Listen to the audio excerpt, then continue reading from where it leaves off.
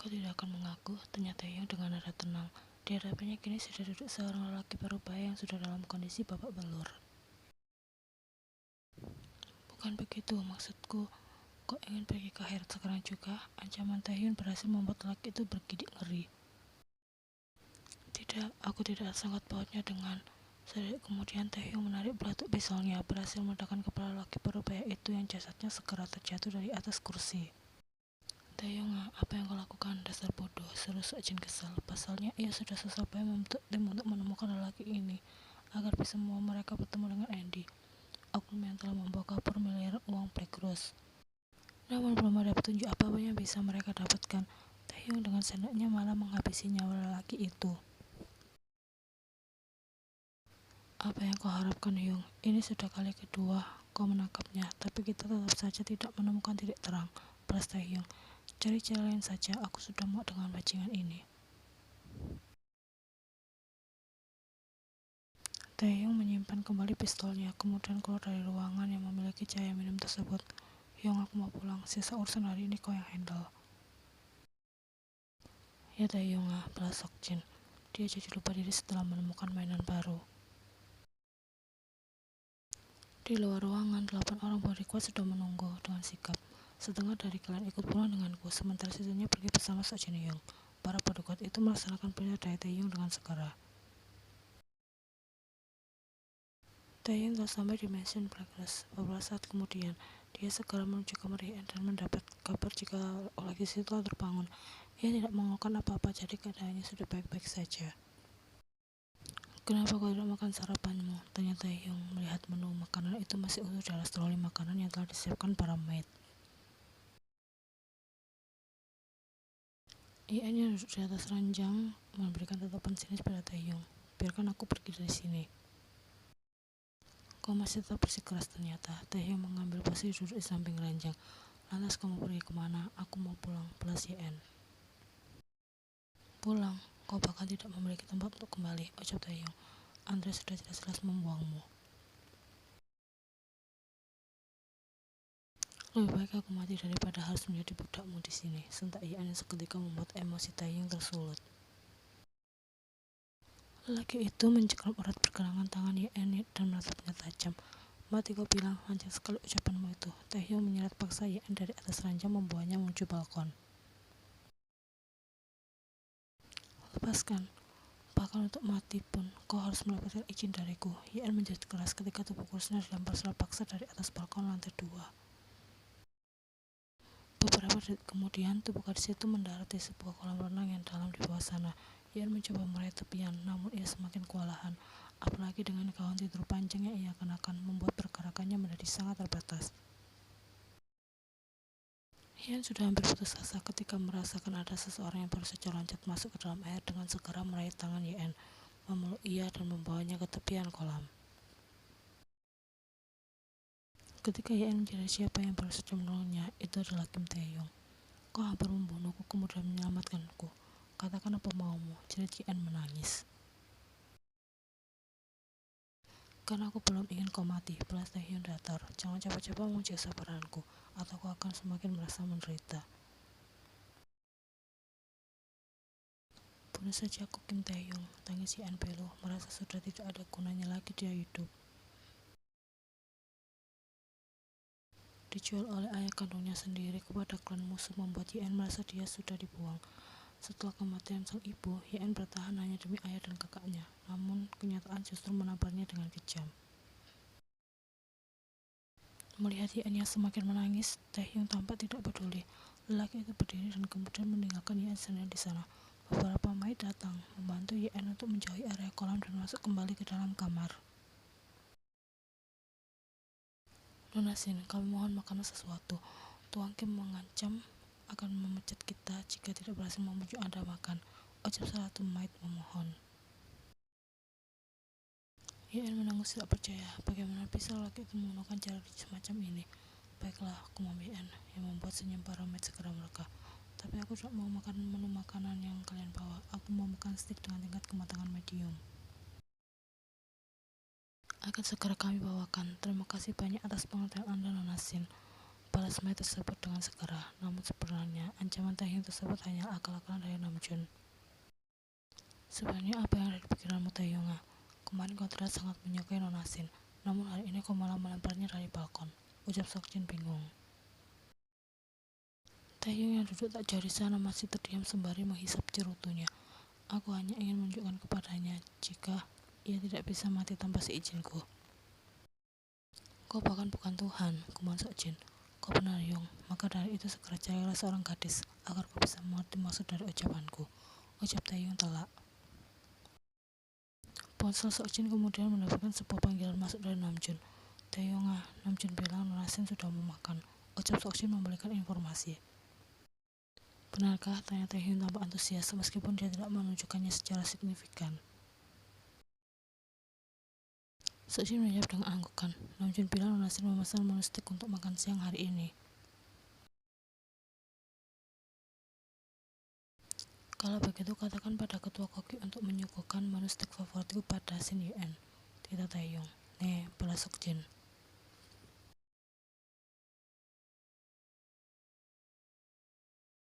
Sementara itu di Mansion Black Rose, steak yang Yuen pesan sudah tersaji, seperti perintah dari Taehyung.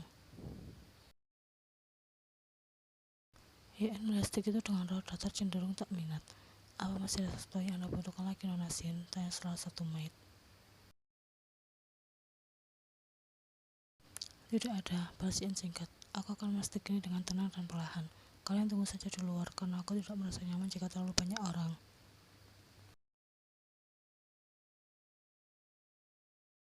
Para maid tersebut sedikit ragu dengan permintaan Yuen, apalagi Namjoon sedang tidak ada di sini karena memiliki sedikit urusan dengan ketua koki.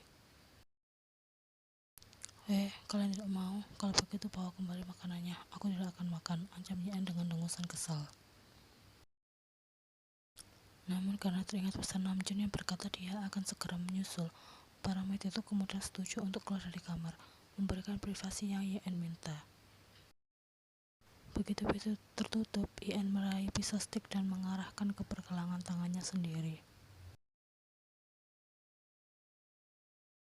Bagaimana bisa kalian kecolongan? Mama Taehyung gusar begitu dia turun dari mobil dan memulai berjalan memasuki Mansion Black Rose. Maaf, para Namjoon sembari mengikuti langkah Taehyung. Aku menitipkannya sebentar pada para maid karena ada urusan dengan ketua koki. Apa kata Dr. Hwang? Masih di dalam, kami juga menunggu kabar darinya, jawab Namjoon.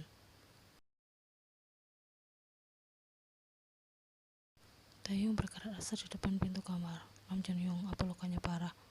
Lumayan, tapi Nona Shin masih dalam keadaan sadar saat kami menemukannya. Apa dia? Ucapan Taehyung terputus ketika melihat pintu kamar terbuka. Dr. Hwang baru saja keluar dari sana. Bagaimana keadaannya? Serbu Taehyung dengan segera.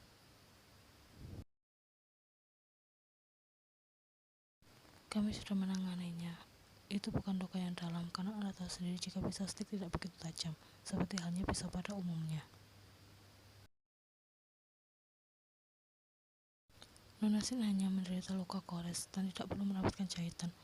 Namun, lukanya tetap harus dirawat dengan baik agar tidak terjadi infeksi, jar Dr. Hwang panjang. Taehyung menghela nafas lega mendengar hal tersebut. Tapi Tuan Kim, daripada luka fisik yang Nona Shin derita, saya lebih merasa khawatir dengan keadaan mentalnya. Taehyung tersentak mendengar ucapan Dr. Hwang. Sorot mata Nona Shin begitu kosong, seolah ada harapan di sana. Tidak menutup kemungkinan lain kali Nona Shin akan melakukan hal semacam ini lagi jika kondisi mentalnya terus dibiarkan seperti ini. Pada Dr. Hwang, aku mengerti, gumam Taehyung yang kemudian melangkah masuk ke kamar Yuen. Melihat kedatangan Taehyung, Yuen hanya bergeming. Dia merasa sini tidak becus bahkan untuk mati. Padahal dia sudah sangat muak di sini, apalagi melihat wajah Taehyung.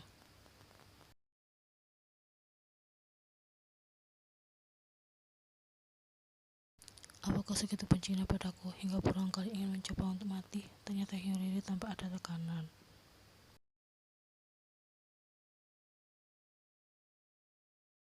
Yuen cukup merasa terkejut. Pertanyaan lelaki itu seolah tengah menyiratkan sebuah luka. Sendirian yang aku kenal tidak seperti ini. Dia adalah gadis yang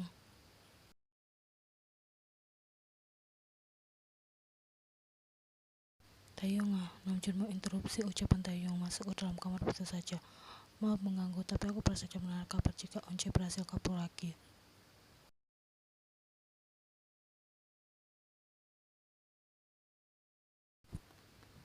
Seru Taeyong terkejut saat Jin Hyun sudah menyusul ke sana. Dia baru saja mengirimkan alamat pastinya.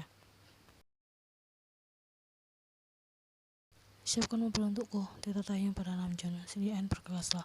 Aku akan membawa setelan asin, tanya Namjoon mencoba untuk memastikan. Aku belum selesai bicara padanya, tapi sudah ada kejadian seperti ini. Lagi pula aku tidak mau kecolongan lagi. Mulai detik ini, kemanapun aku pergi, dia harus ikut serta. Putus Taeyong dengan telak. Hien belum sempat protes, namun Taeyong lebih dulu menarik tangannya, menggandeng gadis itu untuk mengikuti langkah kakinya. Sepanjang perjalanan, Hien sama sekali tidak membuka suara. Begitu pula dengan Taeyong. Lelaki itu fokus menyetir, tak mengizinkan para bodyguard untuk mengikuti mereka karena Uncai tidak menyukainya. Gadis itu hanya akan semakin berulah jika bukan Taeyong yang menanganinya sendiri. 10 menit kemudian, mereka sampai di sebuah lahan parkir bawah tanah. Taeyong segera mengeluarkan ponselnya. So Jin Hyung, aku sudah sampai. Kau boleh pergi sekarang, ucapnya. Apa bajingan itu membawa orang lain bersamanya? Tanya Taeyong. Tidak Taeyong, dia sendirian. Para Sokjin di sana. Aku akan turun sekarang. Aku akan kembali ke markas. Ucap Sokjin meminta izin yang segera Taeyong setujui. Sambungan telepon berakhir setelahnya. Taeyong mengeluarkan pistol miliknya yang beli dari Red Bird kemarin, mengisi pelurunya sebelum membawanya keluar dari mobil. Tetaplah siaga di dalam mobil. Ketika aku memintamu keluar, kau harus segera menurutinya. Kau mengerti? Ditanya dengan raut serius. Hien mengangguk dengan segera. Sejujurnya dia tidak mengerti dengan situasi yang terjadi saat ini. Apalagi dari dalam sini dia bisa melihat seorang gadis yang tengah berdiri di depan seorang pria muda yang sepertinya Hien kenal.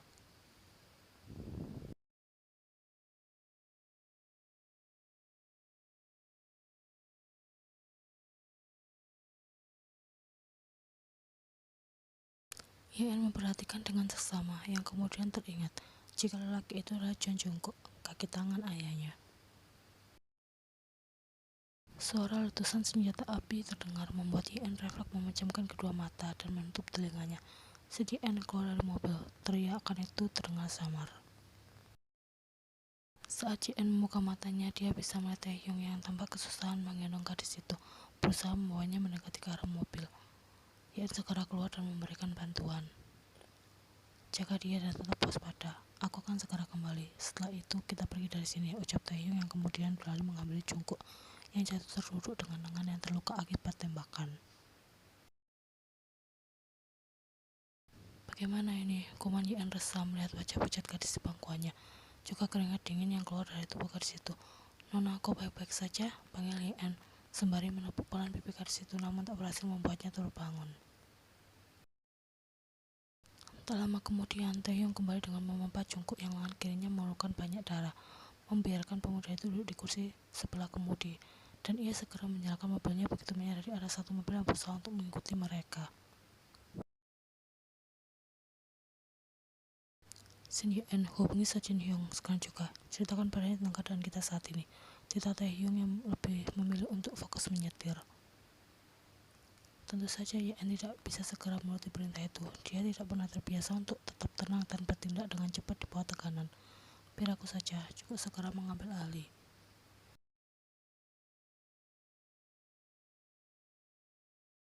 Ya Taehyung, sok Jin di sana setelah telepon tersambung. Ini aku John Jungkook. Mobil kamu sedang diikuti, balas Jungkook. Sudah aku duga, kuman Sokjin. Setelah melewati 2 lampu penyeberangan, langsung belok kiri saja. Sisinya biar aku yang ngurus, ucapnya sebelum memutuskan sambungan tersebut.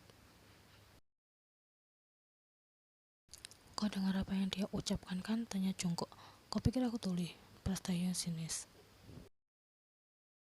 Mereka sampai di Mission Black Rose tanpa kendala yang berarti berkat Sokjin yang jekatan.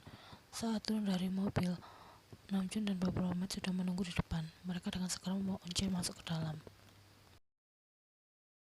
Biar aku yang menggendongnya, ucap Jungkook tampak panik melihat keadaan gadis yang masih tidak sadarkan diri itu. Hei bocah, urus tanganmu terlebih dahulu. Atau kau mau aku meminta dokter Hwang untuk mengamputasinya secara langsung, ancam Taehyung geram. Tanpa banyak bicara, Yen hanya mengikuti langkah Taehyung masuk ke dalam mansion. Taehyung kemudian masuk ke dalam ruangan perawatan bersama dengan Jungkook dan gadis itu, membiarkan Yen hanya menunggu di depan pintu.